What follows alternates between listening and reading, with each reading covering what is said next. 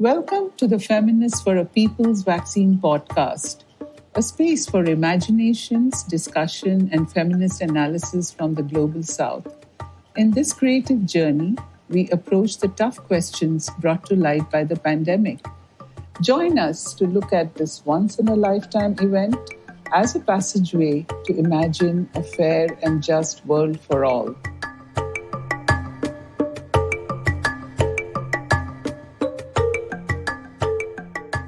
I'm Vanita Mukherjee, and I'm an Indian feminist with Dawn's executive committee based in Delhi.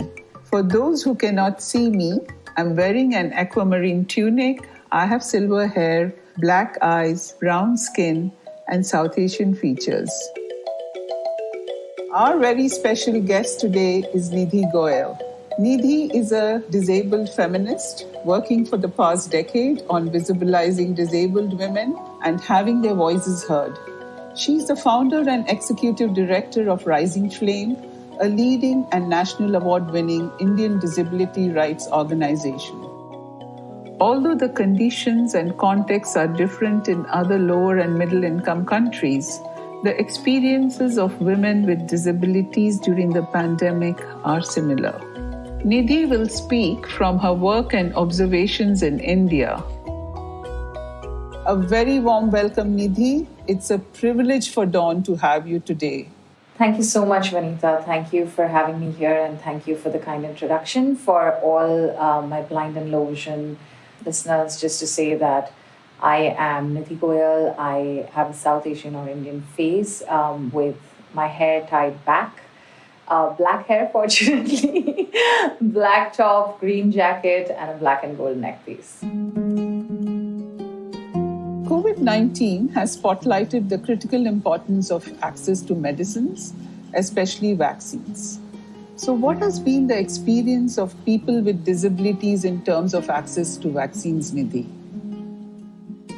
It's very interesting, Vanita, that you've asked this question and we've begun our conversation with this, because for me, in my head, the first question is, what does access even look like for people with disabilities?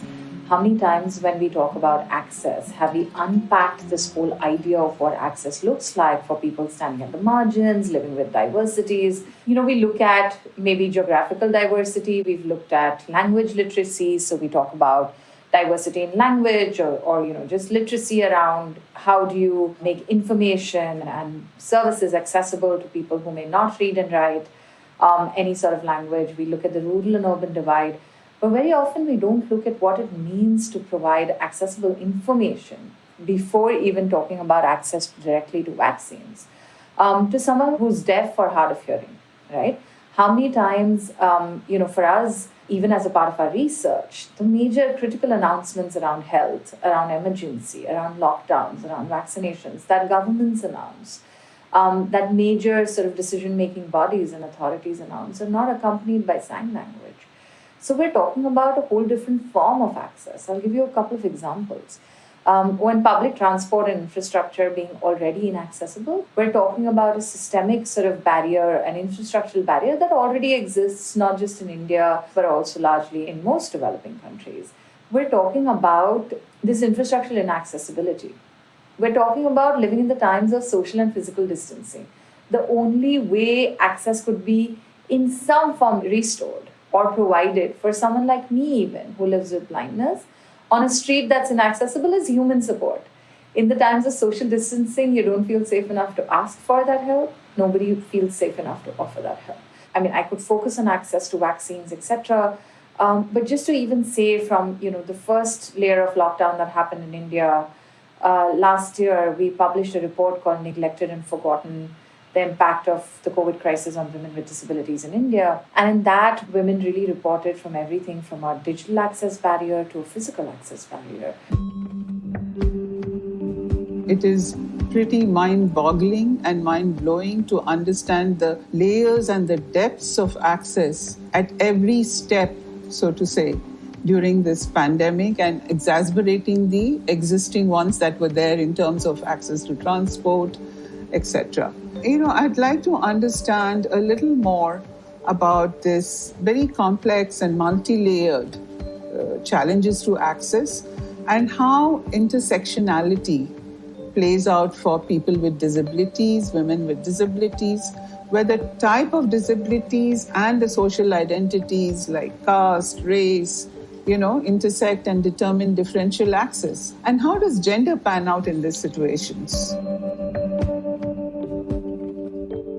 I think it's so interesting because we basically somehow don't unpack the layers of access. I think once we unpack them, we'll realize that all of this is important to build this concept of universal access. So disability rights really works on universal access, and it really believes that once we focus on building this universal access, it not just benefits people with disabilities or creates an enabling environment for them, it creates an enabling environment for everyone. But let me first focus on how gender plays a critical role, right? We're talking about survival in the pandemic through technology. In India, we don't really have major data on technology ownership. We don't have very accurate data on digital connectivity. And if you look at surveys or research that has been done by civil society organizations, you'll realize that gender or women owning technology is really, really low.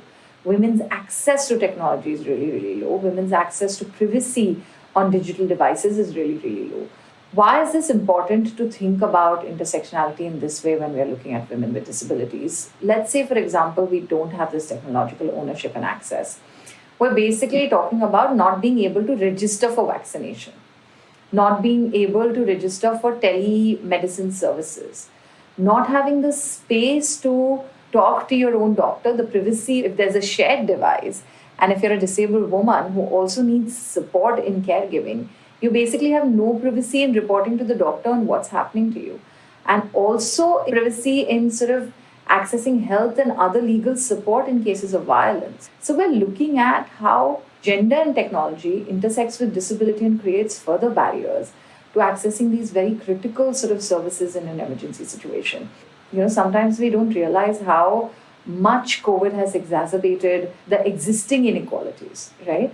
And somehow last year and this year we're not having that conversation, but when the whole sort of global health crisis emerged across the world, it said that, this is nothing to do with, class, privilege, COVID can grip anybody, and it's like an equalizer. And I was like, no, it's not, right? It's not. It cuts across class, it cuts across privilege, it cuts across disability and many other access. So, just to also say, and this might be a little harsh, but just as a reality, Vanita, we're talking about not just physical sort of systems, right? Like tangible systems. We're also talking about social fabric and mindsets that deny us this access. And I'll give you one example. When there is an overload, right? And we experienced this a lot in the beginning of the pandemic, when there were 50 patients who needed a ventilator and there was one ventilator available.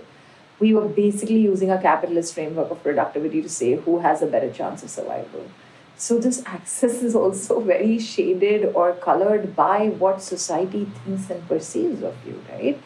And so if you're at the lowest rung of the social ladder, you're not going to be the one who will get the ventilator. So, the combination of what we thought and what we believe and what exists has really shaped the way women with disabilities or gender and disability play out in this access to critical health services. It's very interesting you speak about tangible, intangible barriers, social barriers, Nidhi, and the very stark example of, ventilators. Many people, high demand and very little supply, and the kind of priorities the health system makes in which, people with disabilities fall at the lowest priority. It reminds me of what we heard last year in Italy with regard to the elderly who were seen as dispensable. I think what it really brings to us is this whole discourse on ableism. So, the elderly, because they're old and they've finished their productive lives, are dispensable. So are people with disabilities because they're perceived not to contribute in the way able people do. And it's also a kind of a neo-Darwinism where it is survival of the fittest.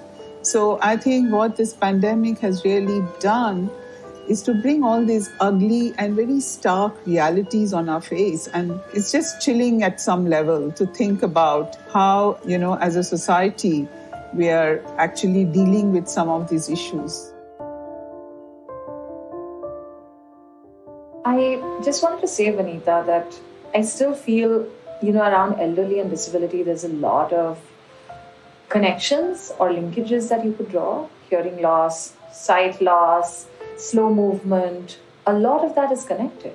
Those are all disabling conditions. You're moving towards disability, and that's why in the disability rights movement, just to create this framing of, understanding that you're not better and nobody's less or more, the whole term of temporarily abled bodies emerged, right? To really, really emphasize that point that at any given point, somebody could meet with an accident, somebody could contract an illness.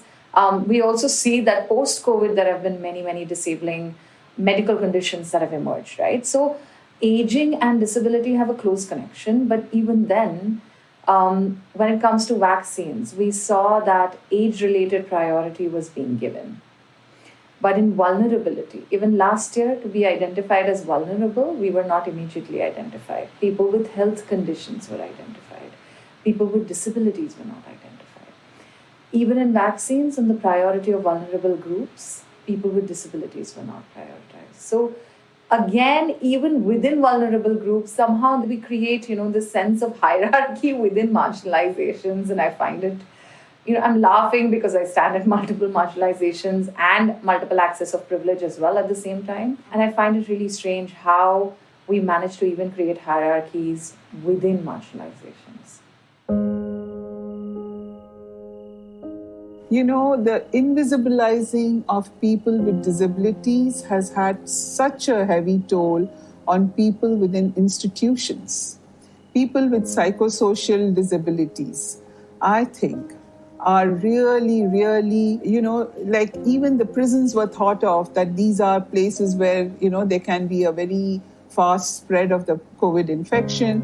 But somehow, people who are in these kind of institutions completely locked in and with very little support are just not thought of. It's really important that you brought that point up. So people with psychosocial disabilities living in institutions, let me just give you an example where the capacity, let's say, was 50 beds. There were 175 or over 200 people living in there, right? There was no proper sanitation, sewage, and other hygiene facilities already in most institutions in India. There are none.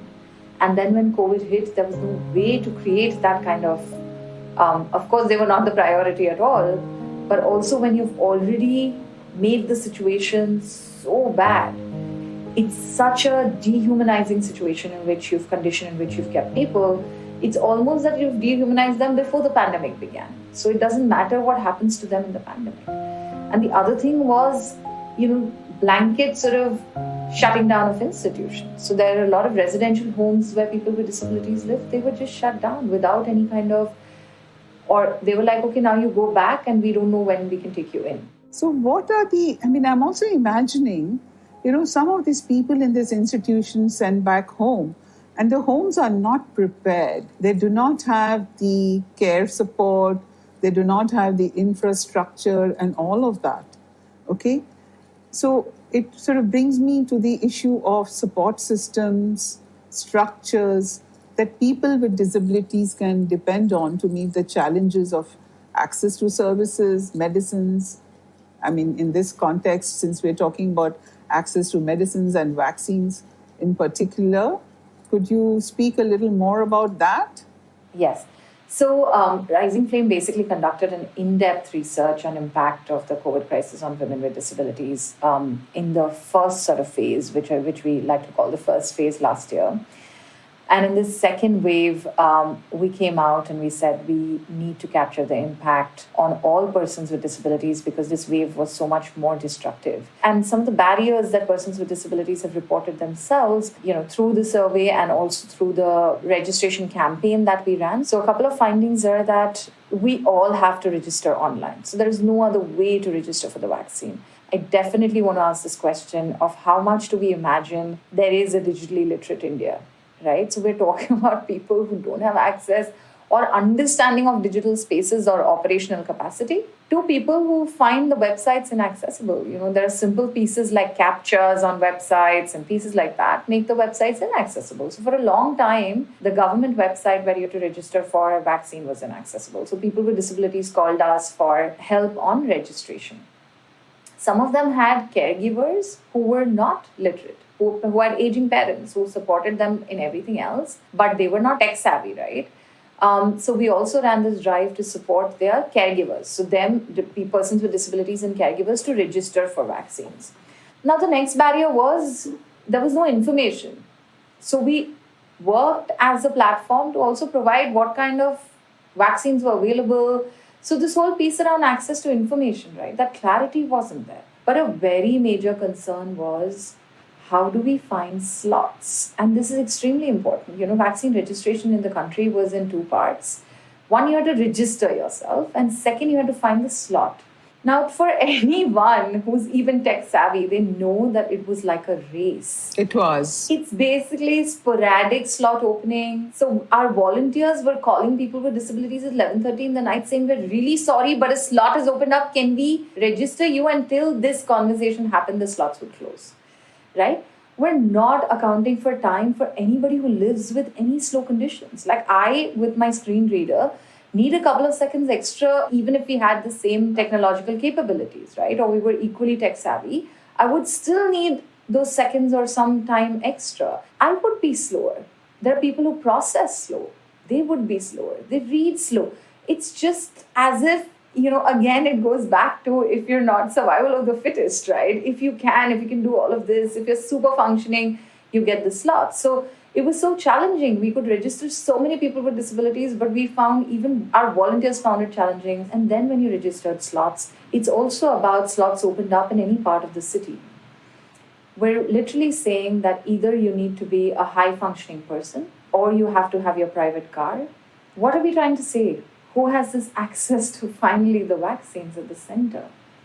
And that was a huge cause of people with disabilities not going to the centers. I must tell you that there were only one or two states who started mobile vaccines, vans to vaccinate people with disabilities. And the municipal corporation in Mumbai, which is one of the cities, has said that you could walk in. But these initiatives have been such few and so little in a vast country like India that we are basically battling. The only way, and once you reach the center, suppose you're a very privileged disabled person and you reach the center in some cab or maybe a private vehicle or something, there is no separate queue. So the other challenges that people have faced is that the centers themselves are inaccessible. So we are back to the square one of infrastructural inaccessibility. And B, there's no separate sort of queue. So you're expecting someone with a crutch to stand maybe for 4 hours in a crowded space and get their vaccines. I can perfectly imagine the scenario because even we had to wait in long queues and, it is tiring. And I can't imagine people who have so many different kinds of disability, even after getting a slot, unable to access.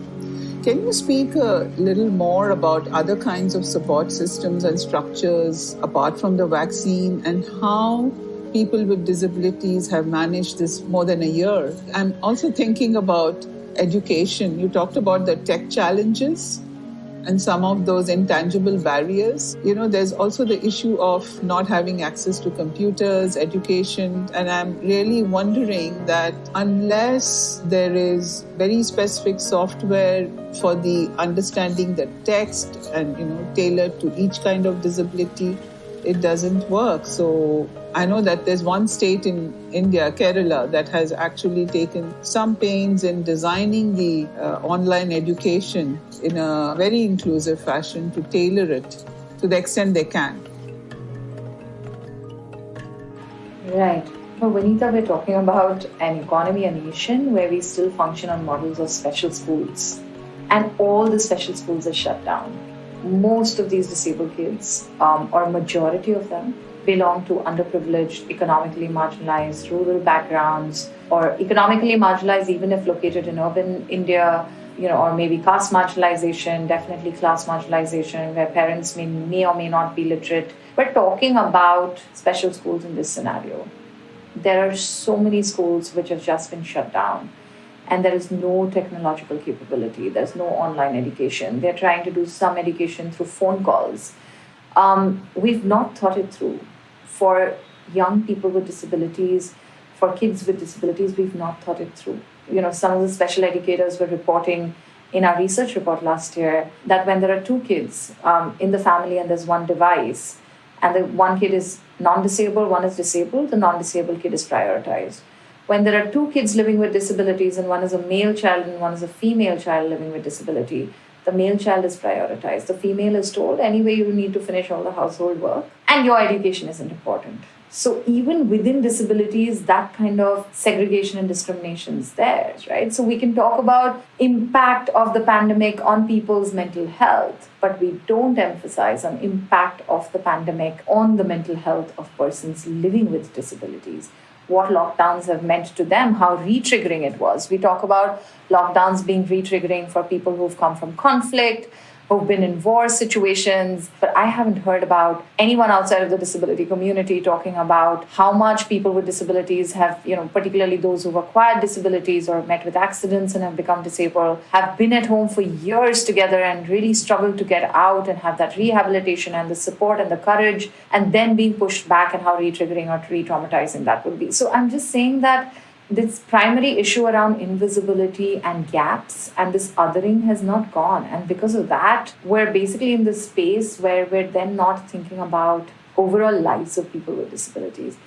I mean, all said and done, everything exists and the inequalities exist. I think the focus needs to be on building back whatever we're thinking from now on. I mean, the past cannot be changed, but I think thinking from now on in a more inclusive fashion would be very important. Acknowledging the civil society and community response and support would be extremely important. So how would you imagine the future? Because, this is something, it's also an opportunity to think of a different future, to imagine a new world, because it's a very, very unique experience, this pandemic, in many ways. So how would you imagine world for people with disabilities? I mean, I have two responses to this. At a philosophical level, if we all imagine that this future is for all of us, that's the kind of future, I think, where the othering stops, where the privilege stops, where we think and we're very benevolent around, we'll also include them, we'll also support them, right? So this us and them and the top-down, the charity piece stops. That would be a very, very idealistic future that I would think of. But very practically speaking, I think taking stock of why some communities were impacted more than the others, being conscious and humble to say, these are the mistakes that we made. These are the invisibilities that we perpetuated. How can we work with them? And what can we do in terms of steps to build an inclusive world? I imagine a world where at multiple levels, so be it education, employment, policy making, media representation, we're looking at gender, disability, and all other intersections having equal participation and equal space. So I think the voice, choice, autonomy, agency, leadership are really the pieces that I see around building back better.